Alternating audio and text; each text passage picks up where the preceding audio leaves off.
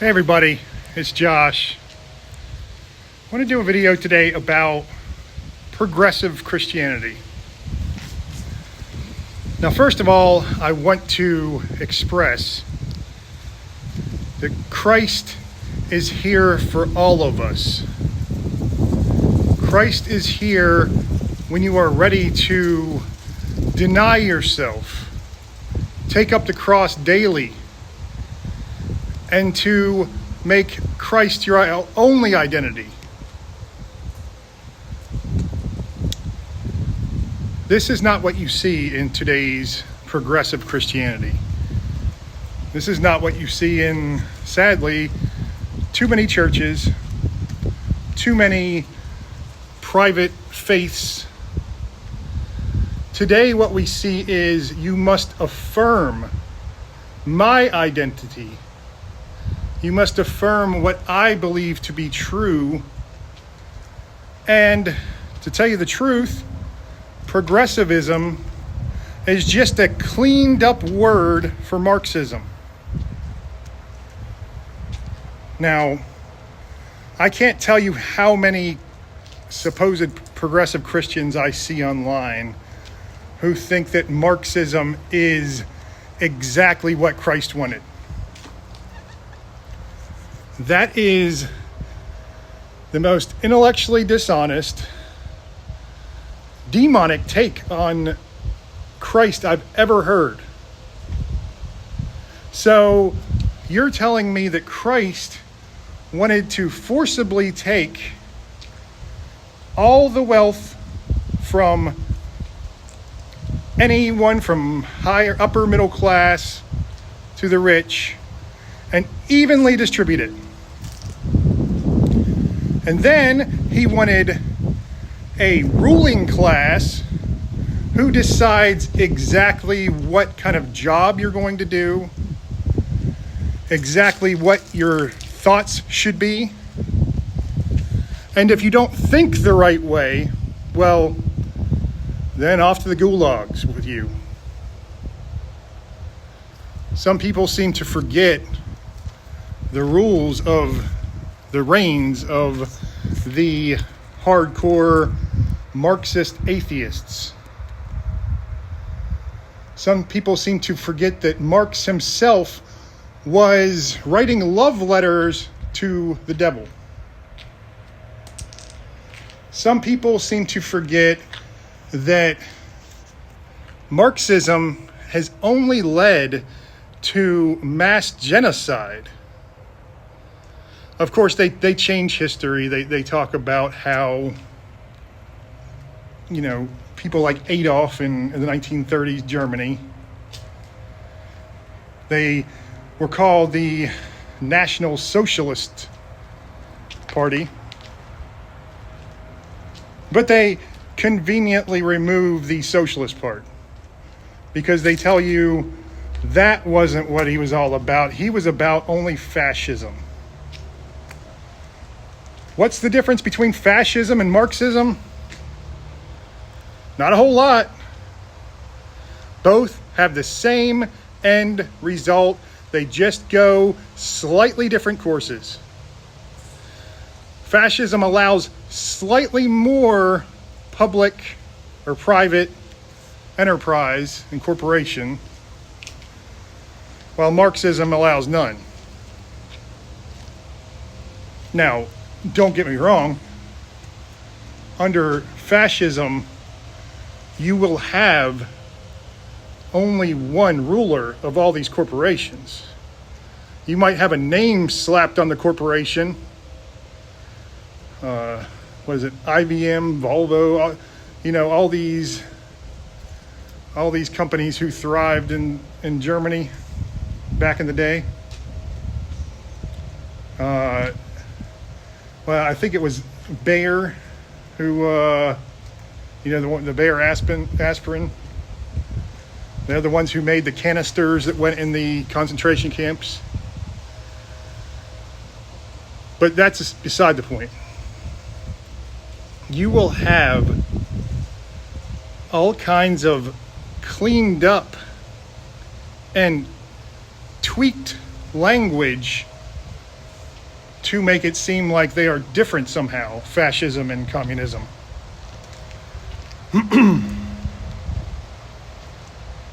Of course, they hated each other. They did. That's not because they had ideological differences. That's because they were vying for power. What, you think that two kings who had the exact same monarchical type rule that hated each other because of ideological differences? No. They hated each other because they wanted to be the ruler of the world, not the other guy.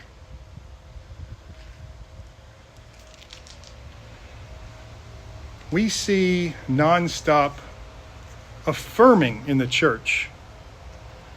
If you come anywhere with Scripture as your response to any debate, then you are laughed at, you are mocked, you are shunned. One thing people don't seem to understand, Christianity has been persecuted for a majority of its existence. Now, true, there's been times when Christianity was persecuted by other Christians, for sure. But those were not Christians. You cannot commit violence that's not in self-defense and call yourself a follower of Christ. You are lying to yourselves just like these progressive Christians are lying to themselves. Now, it's fine. They want their own little faith. They see Christ is love, right? They hear Christ is love. God is love. And, of course, their movement claims to be a very large portion of it about love. It's a trick the devil often uses. Call yourselves, let's say you're passing a bill in Congress, right? And you call it the Cute Little Puppy Protection Act. And everybody's like, well, you can't vote against that. The Cute Little Puppy Protection Act? Are you kidding me? That sounds like the greatest thing ever. I'll never be against cute little puppies. Maybe cute little kittens too. Cute Little Puppy and Kitten Protection Act. Then you read into the bill that we're going to slaughter puppies and kittens for their own protection, because if they lived in this cruel world where nobody wanted them, well, that would just be evil. That wouldn't be what the puppies and kitties really need to have a good life. And we are the ones who decide what is a good life. So we will slaughter them at a young age. It's deception. The devil is the master of deceit, the master of manipulation, the master at making you think you're on the right side, you're on God's side. Because, the leaders, they're Catholics and Baptists and all these, they must be lovers of Christ. And look at what they want to do. They want to save the environment. They want to make it fair and equitable for everyone. So they will be like they think Robin Hood was, another misunderstood figure in literature. And they will steal from the rich to give to the poor. Sad to break it to you, but Robin Hood fought against taxing. Robin Hood fought against that. Christ said, "Render to Caesar what is Caesar's." They fought against overtaxing, which is maybe why Christ had a tax collector as his disciple? I don't know. Only he could answer that. But there was a man, Matthew, who was part of the system that made it just almost unbearable to live, because they were paying so much in taxes to the Romans at the time. But it goes so much deeper than this. Progressives are smarter at planning and more patient than any other ideological group. Progressives like to plan out decades, if not centuries, in advance. Their first little gathering was the late 1800s, early 1900s,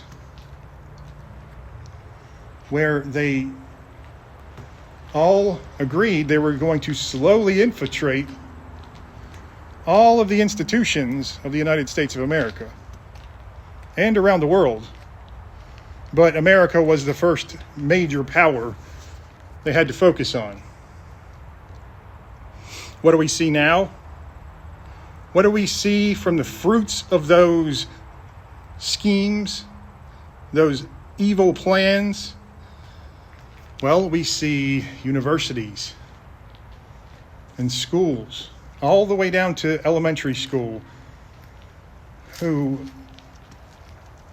make it so you must affirm any mention of anything that's not approved by the fascist leaders, the communist leaders. Well, they will destroy you. They will persecute you. They cannot have this in their perfect little communist utopia. Any mention of, say, a wrong pronoun.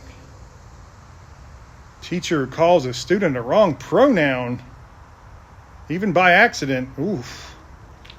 You better watch out, teacher. Your life could be pretty much over. You're going to be just mocked and ridiculed into oblivion.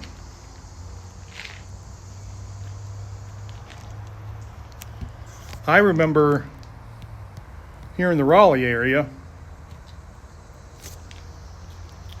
it was focused more on, this was about, 10 years ago, maybe 9.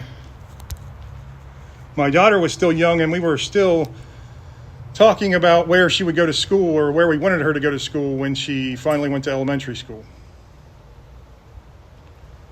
There was an elementary school in the Raleigh area and Wake County school systems who sent home a letter with all kindergartners talking about white privilege. You want to talk about evil? They live on identity politics. That's what they live for. They say you must bear false witness. You must, if you were the wrong skin color, which is the same as it was when we were fighting against bigotry back in when it really existed in the honest form. I shouldn't say honest form, in the form where we had a right to fight against it. Civil rights, slavery. Who fought against all those things? Check and see what ideologies were against and for these things. Then you'll see the truth of the matter. Identity politics is disgusting. I know too many just wonderful people who are progressives themselves, who are just riddled with white guilt. But some of these people I know who are progressive are the most racist people I know. But when it comes to actually being out in public about it, then the story changes. Then it's all about, oh no, come on, man, accept me. I'm the coolest, accept me. It's like we're back in high school. There is no difference in people. Yeah, there's cultural differences. That means nothing when it comes to salvation.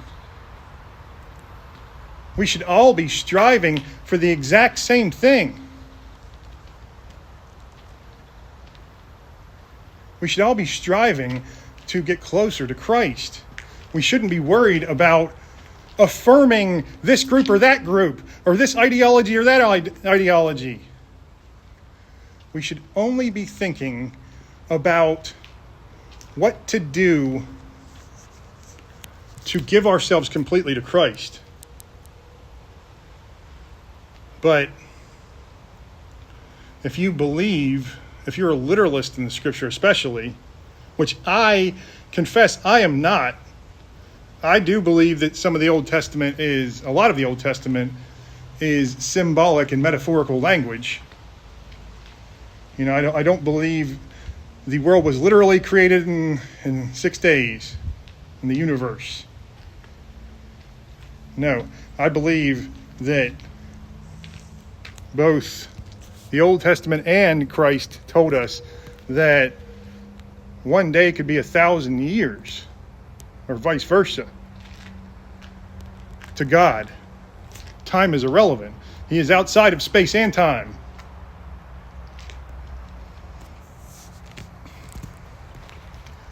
I want you all to understand that I'm not saying individuals are evil because they believe in this. What I'm saying is these ideologies are evil. Now, I've fallen for evil ideologies before.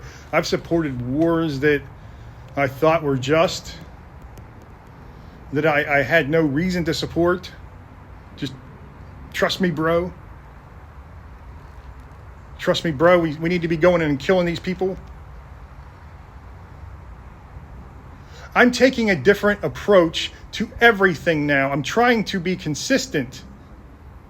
There are very few wars that I can think of that have ever been justified. Almost all of them could have been easily avoided.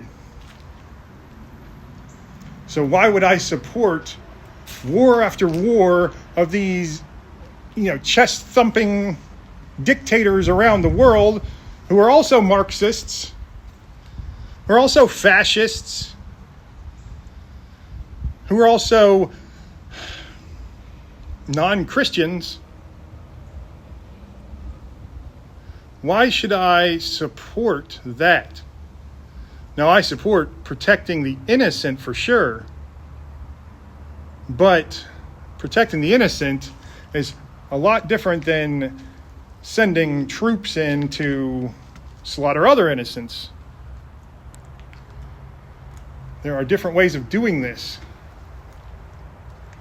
It's more difficult than you think, but for the most part, I am anti-war except for in the cases of self-defense.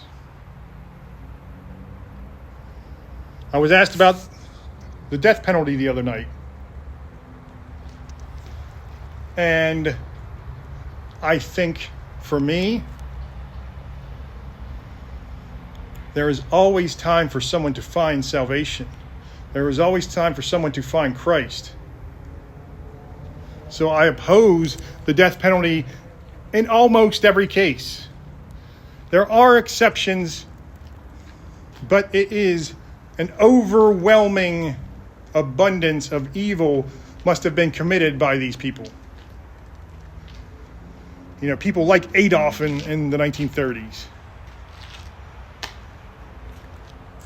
But keeping someone like that alive might have done the world so much better.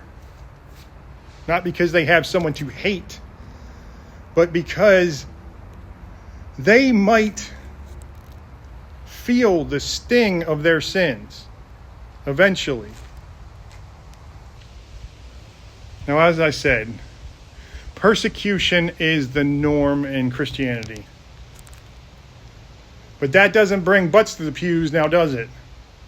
So what do we have to do? We have to let these progressive Christians come in and change everything.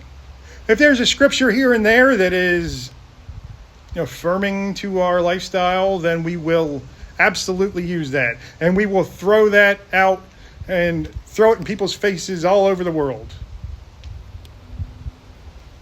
But if you bring up one of those other scriptures that are not affirming to our lifestyle, well then, that is where we draw the line.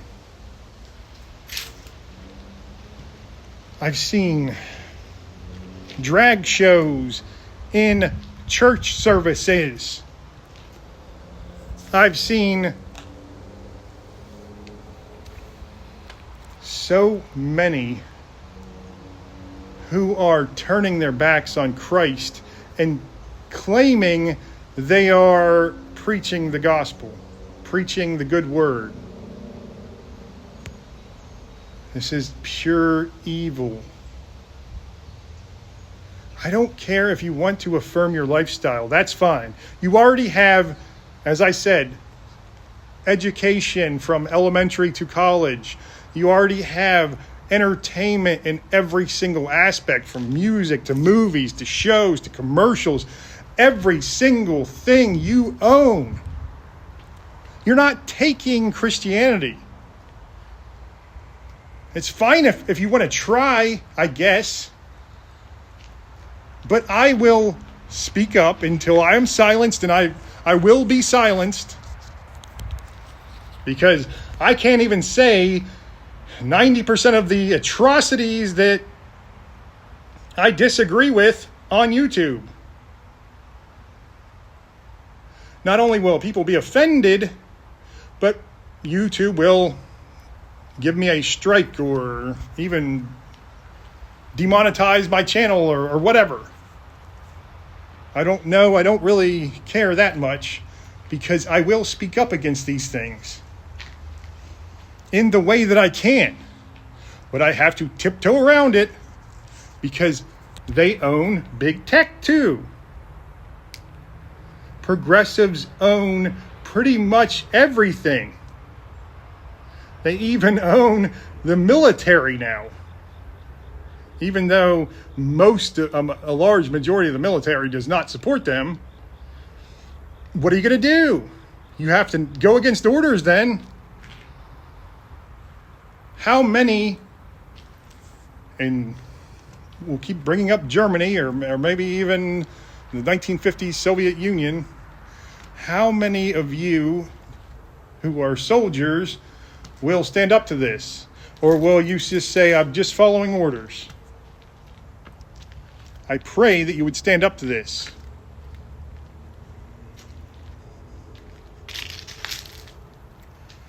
Persecution is the norm for Christianity. And that does not sound enticing at all. That does not sound appealing at all. If that would have been the sales pitch to me from the very beginning, I would have been like, what are you talking about? I don't want to be persecuted. I get persecuted enough for just being a white male, and trying to say anything. Got to stay in my lane, right? Got to make sure I stay in my lane. And I'm not saying I have it so bad because of this. I'm saying that I have no voice because of this. Because unless I'm a white male affirming progressivism and Marxism, then I am shunned. If I'm a white male affirming the gospel, the scripture, then I am definitely considered one of those redneck bigots who just need to be ignored, or else you could bring back a horrible time in this country that was run by white males like me. Oh, it's so funny, the history that you pick and choose from. I won't get political too much, but the last presidential election, we had somebody who people claim was a racist running against someone whose best friend and mentor was an actual Klan recruiter and a bunch of Dixiecrats.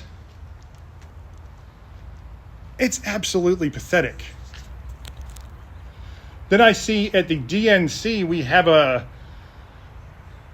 don't even know if I'm allowed to say it, but abortion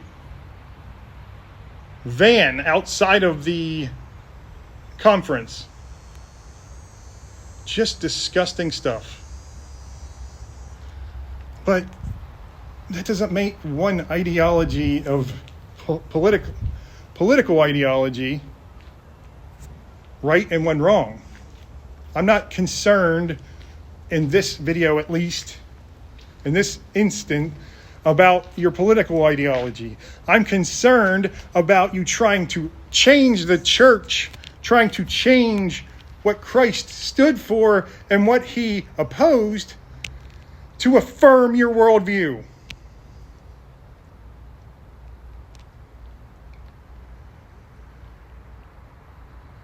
He is not some weak, soft man who just said, "Come to me, I'll affirm you.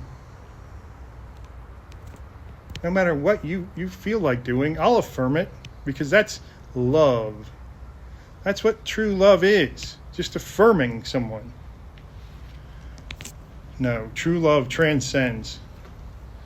True love goes so much beyond that. And I pray that